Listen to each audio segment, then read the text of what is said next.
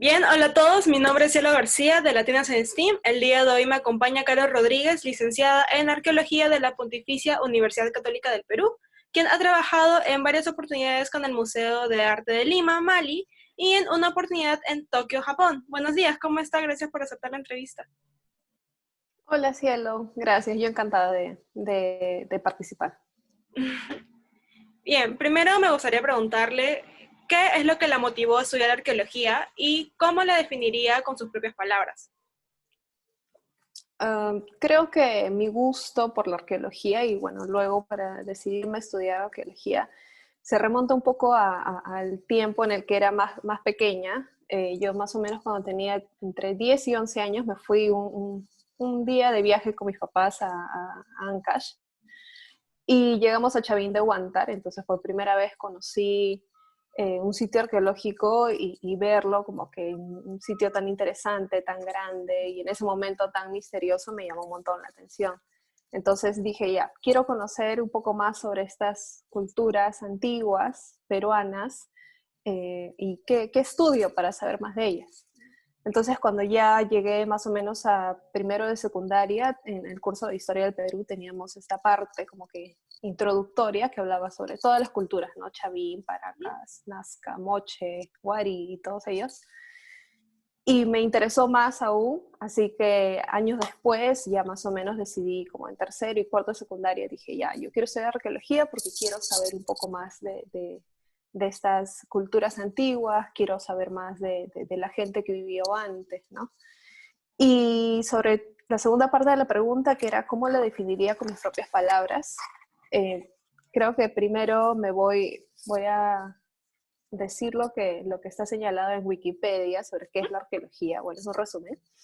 Y dice, la arqueología es la ciencia que estudia a las civilizaciones antiguas a través de la cultura material. Eso es como básico, ¿no? Claro. Y a partir de aquí podríamos decir que la arqueología es la ciencia y no solamente es una ciencia como, no sé, pues matemáticas o química, o sea, en ese sentido, y no solamente ciencia porque sí, un método científico, eh, también es una ciencia porque es una ciencia humana. O sea, por ejemplo, en la Católica, bueno, en la facultad donde yo estudié, que es la Facultad de Letras y Ciencias Humanas, arqueología está en ciencias humanas, ¿no? Letras y ciencias humanas. Y en San Marcos, si no me equivoco, está en el área, en el departamento de ciencias sociales.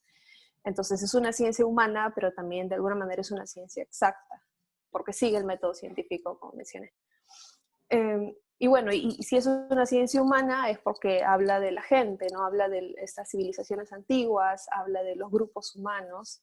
Entonces no es una ciencia que solamente, no sé, se refiere a elementos de repente que puedas cuantificar, ¿no? Se refiere también a, ya, puedo cuantificar elementos, puedo observarlos y analizarlos, pero ¿qué puedo decir de la gente que los hizo, de la gente que convivió con ellos y eso, ¿no? Y eso se refiere claro, a la cultura material. En realidad los arqueólogos lo que hacemos es conocer a la gente que vivió antes a través de todo lo que ellos han dejado, ¿no? A través de, no sé, sus monumentos, como sus casas, o sus objetos, que pueden ser, no sé, cerámica, eh, y un montón de cosas más que nosotros llamamos cultura material, ¿no? Yo creo que si de algo nos sirve ahora saber de arqueología o saber de esas civilizaciones antiguas es para aplicar lo que conocemos en el presente. Y creo que eso es a lo que va también la arqueología, ¿no? A lo que se extiende más allá de hablar solamente del pasado, ¿no? Es hablar, claro, remitirnos a lo anterior, pero también a lo que está sucediendo ahora, como, no sé, pues proteger sitios arqueológicos, como analizar algunos temas que creíamos que en el pasado eran de una manera y ahora nos damos cuenta con un montón de teorías y cosas que tal vez no fue así, ¿no? Salir un poco de lo tradicional. Entonces es analizar el pasado para, de alguna manera, ejecutarlo en el presente. Claro, y también, a mi parecer, nos ayuda bastante a entender cómo nos comportamos como seres humanos, porque si bien hay algo que se repite que siempre me ha llamado la atención es su jerarquía social, cómo se ordenan socialmente, que las Uh -huh, culturas más antiguas lo hacían y hasta el día de hoy lo seguimos haciendo, seguimos modernizado, uh -huh. repetimos eso. Sí, hay algunos patrones que se repiten, no sé, pues en aspectos económico, social, político y religioso, que son como los 4 grandes atributos, pero hay muchas cosas más de eso, ¿no? O sea, Ujú. estos 4 puntos, estos 4 atributos, son como que muy tradicionales de cómo conocemos a las culturas, ¿no? Se organiza así, no sé, pues los moches eran guerreros, los moches creían en tal y cual, Ujú. y ahora ya se sabe de que todo es mucho más amplio, ¿no? Y Claro. también es efecto de la de conocer un poco más de nosotros mismos, ¿no? De acercarnos a nuevas teorías, de acercarnos a nuevas hipótesis, entonces replanteamos el pasado ya con una vista más hacia el presente, ¿no? Yo siempre pienso de que en la arqueología no hay que ver como al antiguo, por así decir, como el otro, sino como uno mismo, ¿no? O sea, Mm. yo, por ejemplo, cuando yo estaba haciendo mi tesis para licenciarme, a mí lo que me interesaba era analizar un tipo de vasija en específico de un sitio arqueológico en el que trabajé unos años. Entonces yo no me ponía, por ejemplo, yo como la extraña que está analizando este objeto de estudio, sino yo me ponía en el lugar de la persona y dije, ya, ¿qué representa esto para mí? ¿Cómo fue importante? ¿En qué momento lo hubiera usado?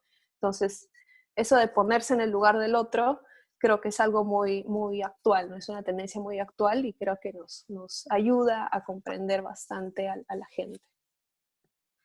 Ok, y bueno, ya que estaba mencionando lo que estudias, vamos a irnos un poco hacia esa parte, y es que mientras estudiaba, tuvo la oportunidad de hacer un intercambio estudiantil a la Universidad de Tsukuba. ¿Y por qué eligió ese país? Y si nos podría contar un poco de cómo fue su experiencia. Bueno, yo me fui más o menos a mitad de carrera, me fui a la Universidad de Tsukuba, que está en Japón, que es bueno, Tsukuba es una ciudad que está al norte de Tokio, más o menos a 1 hora. Y me fui porque, bueno, a mí siempre me ha gustado Japón, más que nada por la cultura popular, ¿no? Desde que era adolescente, más o menos. Y más o menos ese fue mi gancho. Me gustaba eso, me gustaba el idioma, lo aprendí como por 6 meses, que, bueno, resultó siendo muy poco para vivir en un país completamente diferente a Perú. Y bueno, cuando llegué allá, yo estaba con este poco conocimiento realmente de Japón. Yo creía que iba a estudiar arqueología en Japón, porque me fui a esa universidad, porque la universidad también tiene arqueología. Pero una vez que llegué allá, habían varios obstáculos míos propios, porque como yo no había aprendido suficiente idioma antes de viajar, entonces yo no podía meterme a estudiar a la facultad en donde está arqueología, que creo que también es ciencias sociales o algo similar. Que todas las clases eran en japonés, y los arqueólogos pues tenemos unos términos súper, no sé, complicados, científicos, y yo ya si sabía japonés básico, para mí iba a ser mucho más difícil aprender estos términos que en español son difíciles, en japonés mucho peor, bueno, mucho más complicados. Así que terminé, bueno, acogieron en este programa al que llevábamos todos los chicos de intercambio, que era un programa un poco más interdisciplinario que se dictaba en inglés, lo habían diseñado creo que especialmente para la gente de intercambio, y nos enseñaban un poco de todo, bueno, sobre historia de Japón, sobre, no sé, lenguaje, comunicaciones en general, sobre ciencia, habían varios cursos de dónde escoger. Y estuve ahí 1 año, aprendí bastante, no de arqueología, pero sí aprendí de muchas cosas más y me ayudó a tener este intercambio cultural con gente de otros países que tenían mi misma edad.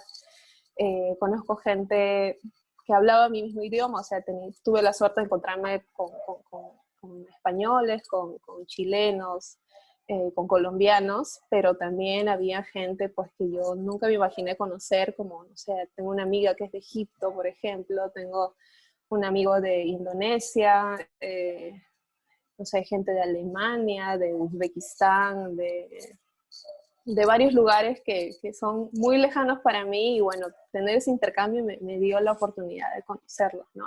Para mí, esa experiencia a esa edad, cuando yo tenía 20 años en ese momento, fue, no sé, tal vez una de las mejores experiencias que yo he pasado, ¿no? Por todo lo que conocí. Ya dejé como que, me di un año sabático de la arqueología para conocer como que todo esto otro que felizmente tuve la oportunidad de conocer porque bueno, me fui con una beca, entonces esto, no tenía que preocuparme por el aspecto económico, ¿no? Y bueno, eso también fue gracias a que mi universidad tenía esos convenios y bueno, yo tenía buenas notas felizmente y se pudo lograr, ¿no? Lo pude hacer en tiempo récord, me asesoré bien con el departamento que ve estos vínculos internacionales en la universidad y ya pude ir, ¿no? Ha sido una buena experiencia, hace ya casi 10 años atrás. Wow. Siguiendo un poco con esto, entonces vamos a cambiar un poco de tema. En su Instagram sube ilustraciones arqueológicas, algo que no habíamos visto antes. ¿Y esta pasión por la ilustración ya existía desde antes o la desarrolló mientras estudiaba? Bueno, a mí siempre me ha gustado dibujar desde pequeña. Y he llevado como que varios estos, bueno, mis papás me metían en estos cursos de, no sé, de talleres de verano y ese tipo de cosas. Eran como que conocimientos súper básicos, ¿no? Y así estuve como varios veranos, luego me fui ya cuando era más o menos, tenía más o menos 16 años y me metí como que a una academia a estudiar dibujo. Y siempre me ha gustado dibujar, pero nunca lo había visto como una herramienta para ilustrar más amigablemente, por así decirlo, la arqueología o el arte prehispánico, ¿no?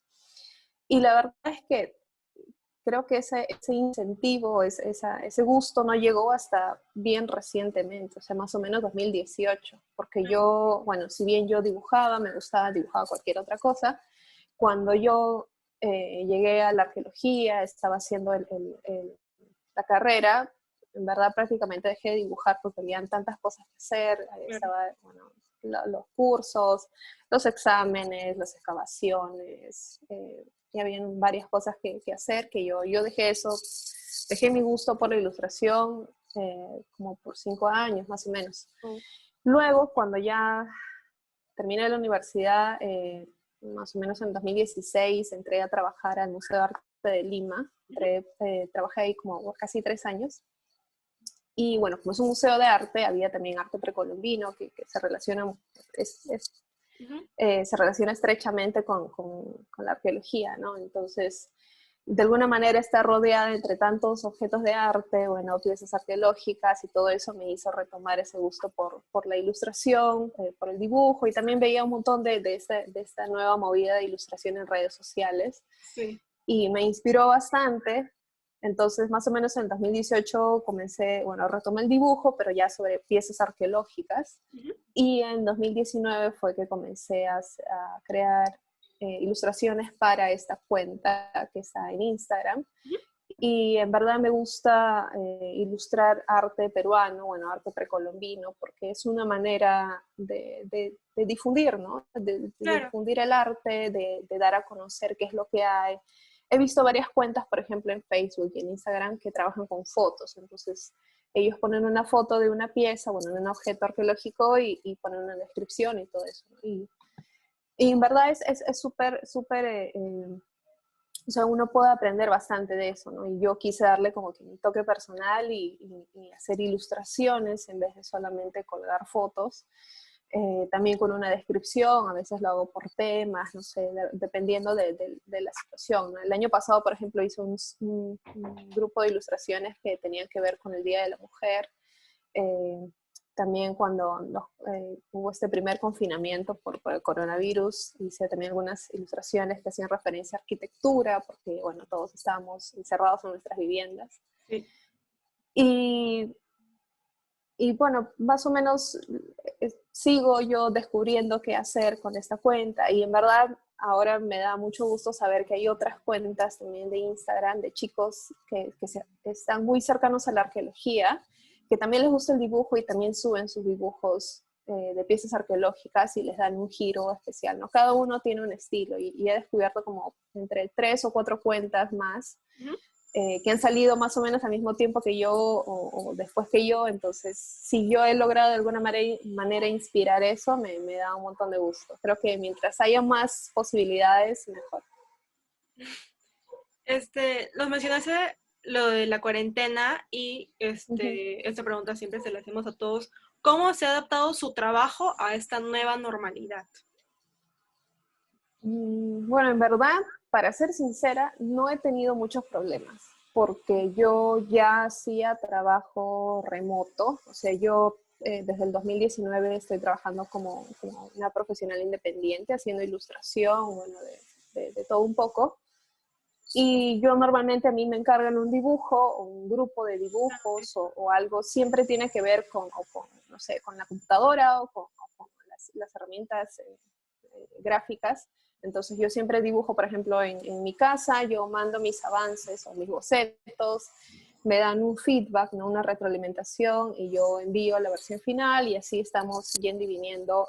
Y la mayoría de las veces en verdad todo es por internet, todo es por correo o por lo que se necesite, pero siempre digital. Lo que sí es un poco complicado es, por ejemplo, yo antes solía reunirme con las personas con las que establecí este contacto, en, no sé, pues en alguna cafetería o en algún lugar así, y bueno, ya a partir de marzo ya no se pudo hacer, ¿no? Entonces he dejado como que varias reuniones pendientes, que bueno, ya luego con el tiempo solucionamos por Zoom y por otras interfaces, pero en realidad sí, no me he visto tan afectada como tal vez otras profesiones, pero debe ser también porque yo no hago el trabajo tradicional de una arqueóloga, que es excavar, trabajar en campo, analizar material de laboratorio, ¿no? Entonces, ellas sí necesitan, por ejemplo, tener un acercamiento al sitio arqueológico o a los materiales o estar en un ambiente donde puedan analizar y tocar las cosas, ¿no? Mi trabajo es mucho más digital, entonces no he tenido muchas complicaciones en general. Pues honestamente qué gusto que no se le haya complicado tanto. Y bueno, para entrar a lo laboral, ¿qué tan amplio es el campo laboral de un arqueólogo en Perú específicamente? Yo cuando me acuerdo que entré a la profesión, bueno, a la universidad y iba descubriendo un poco más de esta profesión, siempre nos decían que habían dos grandes ramas, ¿no? Uno que era la investigación, que era la gente que se iba a investigar toda su vida a un sitio arqueológico y pues hacía su tesis de eso, creaba artículos académicos, se podía volver profesor y toda esa rama de la investigación arqueológica era como que una gran rama, ¿no? Y había la otra rama que era lo que la gente llama arqueología de contrato, que es, no sé si esto será como de conocimiento muy público, pero cuando hacen algunas construcciones, por ejemplo, no sé, pues para poner tuberías de desagüe o para poner antenas de telecomunicaciones, qué sé yo, siempre necesitan, o en la mayoría de los casos se necesita que un arqueólogo o en un grupo de especialistas, más o menos que sondee la zona para que vean si no hay ningún resto arqueológico cerca, ¿no? Entonces, si no hay nada, se emite un CIRA, que es un certificado de inexistencia de restos arqueológicos, y eso se presenta al momento en que esta empresa hace todos sus papeleos y le dan la buena pro para hacer la licitación o lo que necesitan hacer. Entonces, a eso se le llama arqueología de contratos. Hay arqueólogos que trabajan para estas empresas, que proveen de estos servicios de dar certificados de inexistencia de restos arqueológicos o monitorear excavaciones como para ver que mientras están haciendo labores de construcción o lo que sea, no hay ningún resto arqueológico y nada del patrimonio se ha afectado. Entonces yo aprendí que habían esas dos ramas, ¿no? Yo creo que ya en los últimos 10 años, la nueva rama, por así decir, o lo que en ese momento, cuando yo lo aprendí, recién se estaba gestando, era todo el tema de museos. Uh-huh. Y creo que yo me he ido por ese lado, ¿no? Entonces yo diría que están estas tres ramas, investigación, arqueología de contrato y museos. Si bien estas tres ramas existen como separadas, yo creo que ahorita lo que a todos nos une de alguna manera, bueno, a la gente que ya es un poco más joven, es el tema de patrimonio cultural. Ujú. Si bien, claro, arqueología de contrato puede sonar algo como que muy frío, como que a ti te contratan para hacer algo, en verdad, recientemente, no sé, hay varias empresas que se proponen cuidar, que se proponen explotar de la mejor manera los restos arqueológicos que encuentran en estas excavaciones que hacen para las obras, ¿no? Igualmente también estos investigadores que antes solamente, no sé, pues estaban en sus sitios arqueológicos, también tienen, por ejemplo, un acercamiento más a la gente, que se parece un poco más a lo que se hace desde el lado de museos, ¿no?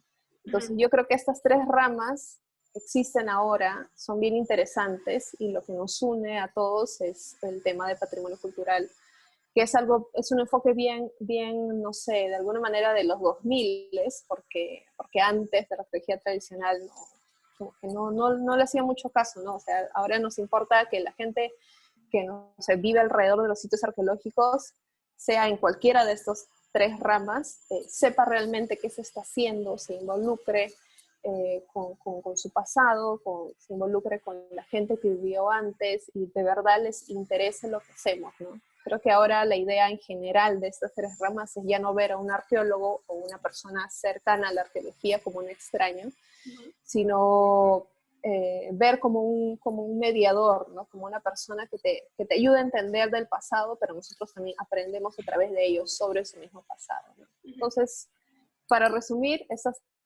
existen estas tres ramas, pero yo creo que mientras uno se vaya especializando, de repente en lo que te guste, tú vas ahí viendo qué es a lo que más te adecuas y de repente, no sé, ahorita de aquí en 10 años sale otra gran rama y ya pues hay más posibilidades para todos. Ujú. Me parece bastante interesante lo que mencionaste de la arqueología por contrato, porque personalmente no Ujú, sabía que para ese tipo de licitaciones se necesitaba un arqueólogo, pero a la vez hace bastante sentido porque, bueno, en Lima hay bastantes ujú, huacas y por lo menos a ujú, mí me da bastante pena cuando veo, hay huacas bien cuidadas y hay otras que están destruidas. ujú. Entonces, eso ya demuestra bastante lo necesario que son los arqueólogos en ese tipo de rubros. Claro, antes, por ejemplo, los arqueólogos iban y solamente excavaban y ya, Ajá. ahí quedaba el trabajo, ¿no? Ahora la idea es hacer un plan a futuro, ¿no? Un Ujú. proyecto ya más integrado con la población, porque ya, si bien nosotros podemos ir, no sé, pues se coloca un vigilante para que cuide el área y no haya huaqueo, que sé yo, lo que sea, pero en Sí. verdad las personas que están alrededor de los sitios son las que deberían interesarse y no podemos hacer que ese vínculo pues salga así como magia de la nada, ¿no? Tenemos que ayudarnos todos a entender qué tan importantes son los sitios arqueológicos en todos los lugares, ¿no? Y sobre todo en sitios, bueno, en lugares como Lima, que es tan poblada y que en verdad o sea, hay que tomarse la decisión si, no sé, pues si cortar un poco la huaca para que gente tenga Sí. acceso a vivienda o qué se hace, ¿no? O sea, hay un montón de conflictos. Pero sí, o sea, el rol del arqueólogo de alguna manera se va adaptando también a las circunstancias más contemporáneas, ¿no? Y ya vamos a ver qué sucede aquí en unos 10 o 20 años. De repente es completamente distinto. Hay que esperar. Y, ok, ahora respecto a las especialidades, ¿se nos podría mencionar algunas? Ah, bueno, sí, como les comenté, es bueno, la investigación arqueológica, la arqueología de contrato y yo creo que más el tema de museos y patrimonios, creo que son como las tres vertientes fuertes, ¿no? Ujú. Pero si uno se especializa, bueno, ahora hay, por ejemplo, bueno, ahorita sobre todo que hay tantos cursos en línea, uno se va especializando y va encontrando por ahí su rama, ¿no? Y hay arqueólogos, por ejemplo, bueno, arqueólogas que tienen trabajos pues que tú no te imaginas de un arqueólogo tradicional, ¿no? Conozco, por ejemplo, una arqueóloga que es que ha trabajado en una embajada como agregada cultural, bueno, un par de arqueólogas de hecho.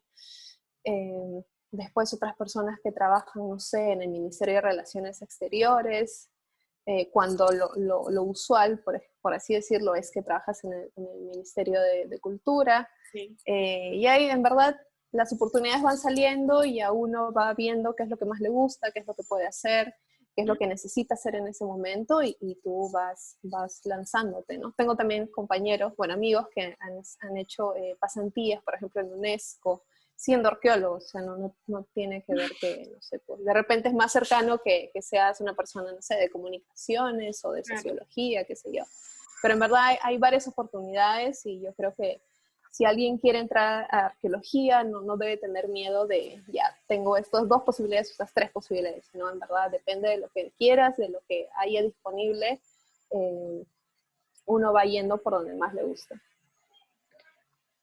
Y le pregunto esto porque usted ha llevado 3 cursos de especialización, entre ellos el de conservación de cerámicas. Al mismo tiempo, se aprecia que varias de sus ilustraciones las toman como inspiración. Entonces, ¿se podría decir que tiene algún tipo de preferencia por esos objetos ancestrales? Sí, bueno, creo que sí. Yo no me había dado cuenta, la verdad, hasta que me planteaste esta pregunta, que mi gusto por la cerámica. En verdad, la cerámica es como el mejor amigo del arqueólogo, creo, Sí. porque desde que estamos en la facultad, bueno, en la especialidad nos dicen, bueno, de alguna manera el objeto más cercano siempre es la cerámica, ¿no? Es un objeto que no necesariamente es frágil, se puede manipular fácilmente. En verdad, cuando tú excavas, lo primero tal vez que encuentres es, aparte de un montón de tierra, es cerámica. Entonces es como que somos muy allegados a la cerámica desde el inicio, pero también tengo, por ejemplo, amigos, amigas que se han especializado pues en huesos, en analizar piedras, ¿no? Que son líticos, en analizar metales, textiles. Entonces yo tengo también, gracias a las clases que recibí en la universidad, también sé analizar la cerámica, bueno, más allá de ilustrarlas, también sé cómo analizar, hacer un análisis más profundo de las cerámicas. Y sí, creo que, no sé, naturalmente salió mi gusto, creo que me gusta mucho la practicidad de estos objetos. También cuando yo, bueno, visito alguna exposición, lo que más me llama la atención siempre, o sea, siempre los objetos de cerámica son los que más abundan, ¿no? Y tal vez son los que más captan la atención de las personas. Igual yo creo que está ahí a la par con los textiles, que son súper interesantes también. Y sí, bueno, en este curso que yo llevé ya hace un par de años, sí aprendí bastante sobre la cerámica, sobre cómo restaurarlas, sobre cómo tratarlas. Y sí, creo que naturalmente me fui por el lado de ilustrar cerámicas en esta cuenta que tengo en Instagram, pero también hago ilustraciones de todo un poco, trato de variar. Pero sí, creo que me gusta en lo particular y es algo como súper natural, ni siquiera me había dado cuenta. Sí, ahora que lo menciona, que la cerámica es bastante común en el mundo de la arqueología, me acaba de venir un flashback de cuando tenía en mi colegio clases de las culturas precolombinas. Siempre nos separaban entre las que usaban cerámica y los que no usaban cerámica. Y hay una gran diferencia respecto al número de culturas de los que usaban cerámica y las características. Entonces, es cierto, está bastante presente en lo que viene siendo las civilizaciones antiguas. Sí, en verdad o sea, en los inicios de las civilizaciones, por así decir, claro, estaba separado, bueno, tenemos una cronología que todos los arqueólogos manejamos, que es como el tiempo precerámico y del cerámico para adelante, ¿no? Entonces, siempre la cerámica también es como un marcador temporal Claro. de qué tanta tecnología habían desarrollado hasta ese momento las personas, ¿no? Sí, yo creo que todos tenemos como, no sé si un gusto, pero siempre somos bien allegados a la cerámica. Y después ya cada persona, el que quiere, se va perfeccionando en lo que hace, o sea, en el material que quiera. Pero sí, para mí la cerámica creo que muy naturalmente es uno de mis objetos preferidos. Bien, vamos a cambiar un poquito de tema para preguntarle si, a base de su experiencia, siente que las culturas precolombinas reciben el aprecio que se merecen. Es una pregunta un poco difícil porque veo las dos cosas. Veo que reciben el aprecio que merecen porque, claro, la gente, así como yo, bueno, supongo que así como tú, hemos aprendido sobre estas culturas precolombinas en el colegio y más o menos que vamos descubriendo más cosas mientras crecemos, ¿no? Ya sea en museos, en, no sé, programas de televisión o en lo que sea. Y yo creo que hay bastante gusto por ver piezas nuevas. No sé, por ejemplo, Estuve trabajando, como te comenté, unos años en el Mali, en el Museo de Arte de Lima, y en realidad las exposiciones que eran más cercanas a la gente, o sea, donde recibieron más público, era de las exposiciones precolombinas.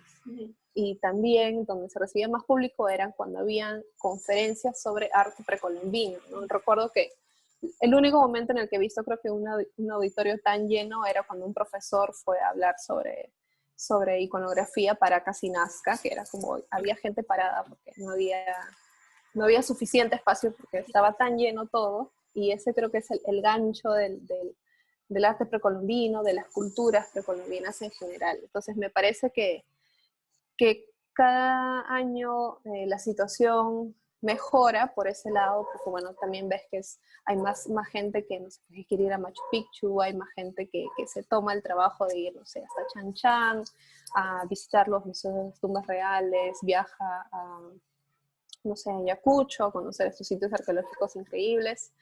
Eh, entonces, creo que hay un gusto y cada vez más también porque hay más herramientas, tenemos, bueno, internet, tenemos los smartphones que nos permiten llegar más rápidamente a la información, y también podemos, no sé, hacer viajes, bueno, en otras circunstancias, hacer viajes y visitar estos sitios sí, de frente, ¿no? No solamente viéndolos en un libro o en una enciclopedia o lo que sea, sino estar ahí, no sé, tomar fotos, saber un poco. Pero también siempre he visto que hay este otro lado, como medio oculto, medio extraño, que es, claro, a la gente le gusta mucho la arqueología y las culturas precolombinas, pero de alguna manera siempre hay estas personas que, no sé, por alguna razón no creen que todo lo que existe pudo haber sido hecho por gente como nosotros, pero hace cientos de años atrás. Hay gente que siempre duda de que, no sé, que las líneas de Nazca sean realmente hechas por personas, ¿no? ¿Cómo lo hicieron? Pero en ese tiempo no había esa tecnología, o O ellos cómo no tenían los alcances que nosotros visto, tenemos cómo lo han ahora. construido. Sí, o claro, Machu Picchu, o de repente otros lugares. Entonces siempre hay esa desconfianza que la verdad es que yo hasta ahora no entiendo de dónde viene, porque si nosotros somos capaces de hacer tantas cosas buenas, tantas cosas grandes, ¿por qué ellos no, no? Y eso va también, retomo lo que decía antes de por qué verlos a ellos como los otros, y por qué no verlos a ellos como nosotros mismos en el pasado, ¿no? Así como nosotros, bueno, estas personas que vivían antes son gente súper creativa, o sea, gente que ha construido monumentos, que tiene una cerámica increíble, que tiene unos textiles que todo el mundo admira. Entonces siempre hay me molesta un poco esa desconfianza que hay, Sí. porque al final se remite a uno mismo, o sea, si ellos no han sido capaces de hacerlo, entonces yo tampoco lo puedo hacer. Entonces es como una falta de autoestima en general. Pero yo creo que eso va a ir mejorando con los años. También el motivo de haber creado esta pequeña red social donde muestro mis dibujos es mostrarles lo increíble que yo encuentro en colecciones, y lo genial que son estas creaciones, ¿no? Yo me paso días buscando, no sé, las mejores piezas, las más bonitas, no sé, todo lo que yo pueda, lo que yo me gustaría mostrar. Entonces, quiero que ellos vean y que sientan de la misma manera lo que yo siento cuando veo arte precolombino, que es no sé, es orgullo, es creatividad, es inspiración. A mí me inspira mucho lo que hicieron ellos antes, y yo quiero que la gente se inspire de eso para que también dejen de ver estas situaciones en las que, ¿no? O sea, creen que la gente no ha sido capaz de hacer estas cosas, ¿no? Pero yo creo que esto va a mejorar con el tiempo también. Las nuevas generaciones tienen un planteamiento diferente, ¿no? Así que sí, yo creo que vamos por buen camino. Sí, me llamó bastante la atención esto que dijiste, que parece como si tuvieran una baja autoestima, tal vez respecto a especie, porque mi hermana es arquitecta y está llevando un curso de especialización. Y en ellos, uno de sus cursos es respecto al movimiento del sol, porque tienen que tener todas esas cosas en cuenta. Y hablan bastante específicamente de los incas y sobre su sistema en la agricultura y cómo sabían el manejo del sol y todos los movimientos que tomaban en cuenta. Y es que habla bastante sobre la especie humana, y es que es como si no tuvieran realizado que la especie humana es la más inteligente, porque somos capaces de construir todo ese tipo de cosas y darnos cuenta de cómo todo nuestro alrededor nos afecta. Claro, claro, en verdad ellos eran, bueno, ellos no tenían todos esos alcances científicos que además de ayudarnos, nos distraen también. Sí. Entonces ellos pasaban pues días y días, meses y meses viendo, no sé, la rotación del Sol, viendo cómo funcionaba el mundo alrededor de ellos, ¿no? Entonces tenían un conocimiento que va más allá del nuestro. O sea, nosotros estamos preocupados, no sé, por el día a día y sobre todo viviendo en lugares como Lima, que todo avanza tan rápido. En cambio, ellos literalmente eran otros tiempos, así que tenían acceso a diferentes tipos de información y información que podemos pensar que no podrían haber llegado sin nuestros recursos actuales, pero que ellos, o sea, para ellos era completamente natural, ¿no? Sí. Bien, ok, vamos a ponernos un poco a, de nuevo, tus vivencias. Y es que en el año 2017 fue comisaria de exposición para la apertura de la exhibición en el National Museum of Nature and Science en Tokio de la exposición Ancient Civilization of the Andes. ¿Percibió interés por parte de los asistentes nipones? Sí, primero quiero contarles como que cómo llegué a ser esto, comisaria de exhibición. Yo estuve trabajando en el Mali, como les comenté, casi 3 años y en algunas ocasiones en estas exhibiciones se necesitan tener comisarios que van al lugar a donde van a llegar las piezas de exhibición para asegurarse que todo lo que ha viajado llegue en las condiciones, en las mejores condiciones, ¿no? Entonces las piezas salen de aquí del museo de una manera y tienen que llegar de la misma manera al lugar de destino. Ujú. Así que me propusieron viajar a Japón. Bueno, yo tenía ya como en esa época, 5 años atrás, ya había estado en Japón haciendo ese intercambio, entonces sabía el idioma, conocía el lugar y me propusieron ir, yo fui y llegué allá con un equipo súper especializado, he visto cómo se ha montado una exposición, pues que nosotros, no sé, nos tomaría 3 días en una tarde, y es increíble no solo la tecnología, sino el compromiso que hay de la gente haciendo su trabajo en el museo. Y ya el día de la inauguración, bueno, habían muchísimos medios de comunicación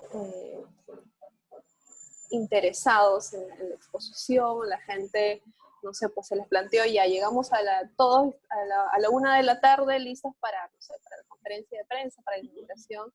Entonces había un montón de gente ahí, bueno, estaban los embajadores, las Oh, autoridades, todo ello. Y ya eso fue como inicios de la tarde, ya en la tarde más tarde, como a las 4 de la tarde, llegó todas estas personas, como que eran un grupo selecto de personas que se les había convocado para que vean de primera mano la exposición y había mucho interés, la sala estaba, bueno, las salas, porque la exposición que se hizo, que es esta de Ancient Civilization of the Andes, reunía algunas piezas arqueológicas, como que un poco de todo, ¿no? Había un poco de Chavín, había un poco de Paracas, había un poco de Tiahuanaco, habían cosas incluso que se habían traído de Bolivia, como para complementar la parte de Tiahuanaco, también habían cosas inca, entonces había de todo un poco y la gente pues estaba súper interesada, habían cabezas clavas que habían llevado también de ajá. aquí, la gente, las fotos, preguntas y todo eso. Yo ahí estaba como espectadora porque yo estaba trabajando, ¿no? Bueno, varios colegas y yo estábamos ahí como que viendo y en verdad nos dio un montón de gusto saber que la gente estaba súper interesada. Yo al día siguiente, bueno, creo que era sábado, yo ya no pude regresar al museo, pero mis colegas, otros comisarios de exhibición, fueron y bueno, me contaron que había también bastante gente que estaba muy satisfecha con lo que veía, que se asombraba con lo que veía. Y yo creo que es en general un gusto por los japoneses de, eh, de saber más allá, ¿no? O sea, saber, así como por ejemplo a nosotros, no sé, nos puede parecer exótico, por decir una palabra, lo japonés o todo lo que influye bueno, todo lo que tiene que ver con la cultura japonesa, igualmente a ellos les parece súper interesante lo nuestro, ¿no? Entonces, sí recuerdo, por ejemplo, que yo al final pedí como que así un pequeño reporte de la asistencia que había logrado esta exposición. en el tiempo que estuvo mostrándose en Tokio. Y recuerdo claramente que me dijeron, en un mes han llegado 50.000 personas a visitar la exposición.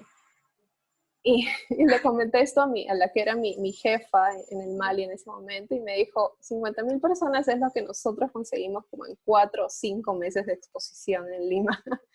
Era entonces súper, la cantidad de gente que fue era súper grande. Pero también yo me imagino, no solamente, creo que no es solamente necesario remitirnos a lo que siempre se dice, que claro, es otra cultura y todo eso, ¿no? Y que ellos tienen un gusto por las culturas o por la educación, que es muy diferente a la nuestra, sino también por un tema de accesibilidad, ¿no? Creo que es algo que no se tiene a veces en cuenta. Ellos tienen mucho acceso a información de todos lados, también tienen acceso a, no sé, transporte, ellos, no sé, separan sus días de una manera distinta para visitar cosas, tienen otros recursos económicos, entonces de alguna manera todo eso confluye para que tengan acceso a este tipo de ofertas culturales, ¿no? Lo que no sucede en Perú, por ejemplo, no sé, si alguien, por ejemplo, no sé, de Chincha quiere venir a Lima para ver una exposición, es difícil, tiene que separar su tiempo, dejar de trabajar de repente, no sé, el sábado, que todavía puede trabajar hasta mediodía o 6 de la tarde, para venir a Lima, conseguir el bus, llegas a tal parte y tienes que moverte, movilizarte. Y es un poco complicado, ¿no? Acceder a ese tipo de información. Y también acá la gente, bueno, tenemos que trabajar porque estamos en otra realidad y no hay tiempo para ese tipo de cosas. Y si tú tienes un poco de tiempo libre, ya te vas, no sé, al centro comercial, a lo que haya más cercano, ¿no? Entonces son situaciones distintas, pero en general hay un montón de gusto y también de interés por los japoneses de conocer sobre nuestras culturas. Y de hecho, esta es la última exposición que se ha hecho en Japón, o sea, la más reciente me refiero, que se ha hecho sobre Perú en Japón, porque ya se vienen haciendo exposiciones, si no me equivoco, desde el 2008. Entonces se han hecho exposiciones sobre Zipan, se han hecho exposiciones, sobre Zipan, se han hecho exposiciones sobre los Nazca, sobre Machu Picchu también me parece. Entonces, cada 3 o 4 años se realizan esas exposiciones en Japón, y si se siguen realizando es porque de todas maneras hay interés. Claro. Que se siente bonito saber que muestra ese tipo de interés y que sí fue exitosa la exposición. Sí, en verdad esa exposición estuvo en Tokio, que es la ciudad, bueno, la capital. Estuvo como por 4 meses, 3 o 4 meses, y luego fue como un tour que han hecho como por 8 o 10 sedes en todo Japón. Entonces la exposición ha ido migrando a cada sede, no sé, pues al norte del Japón, al centro, no sé, lugares más fríos, lugares más cálidos. Entonces ha estado rotando y un montón de gente ha podido tener acceso a esa exposición, que es otra cosa también distinta. Por ejemplo, hay exposiciones que se realizan en Lima, no sé, en el Museo del Arco, en el Mali, en el Museo de Pueblo Libre, y que se quedan ahí, ¿no? En cambio, Sí. en ellos está el interés de hacer rotar esta exposición por un montón de lugares, ya sea un lugar bien céntrico como Tokio, donde todo el mundo tiene acceso, o a una ciudad mucho más pequeña que, no sé, la municipalidad está dando un área de exhibición para que estén ahí las cosas. Entonces, es una situación bien diferente, la verdad. Sí. Siguiendo con el tema de las exhibiciones, en las que has participado, ¿cuál es la que mejores recuerdos te trae y por qué? Yo he participado en más o menos 2 exposiciones con el Maldi.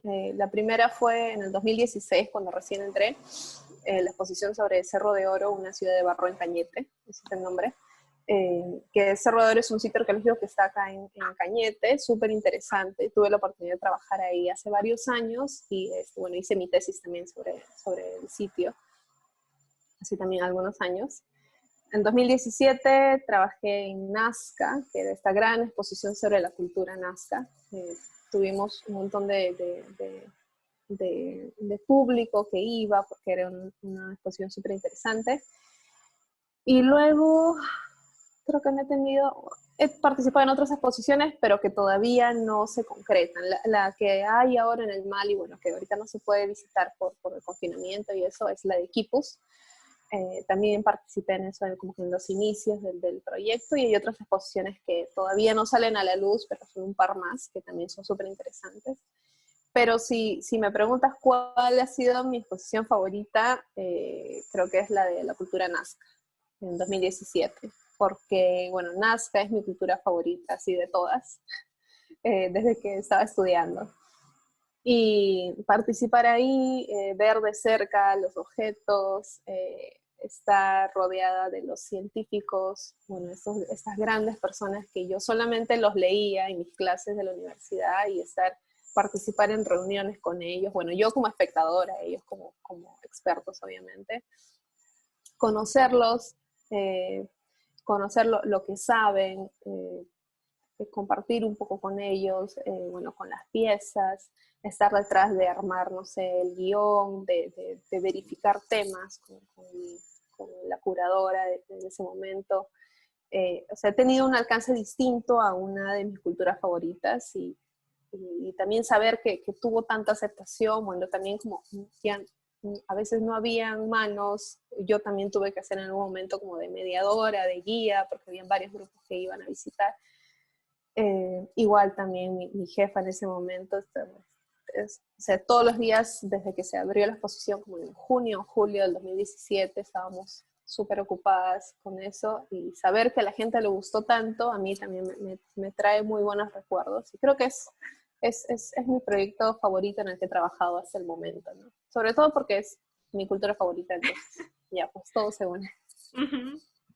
Bien, bueno, y para finalizar me gustaría saber qué le recomendaría, qué le diría a una futura aspirante a arqueología. ¿Qué le diría? Que estudie arqueología, o sea, que se mande a estudiar arqueología. Yo he conocido ya, bueno, tengo algunos años en esta carrera, y he conocido a varias amigas, varios amigos que me han dicho como, ay, yo quería estudiar arqueología, pero...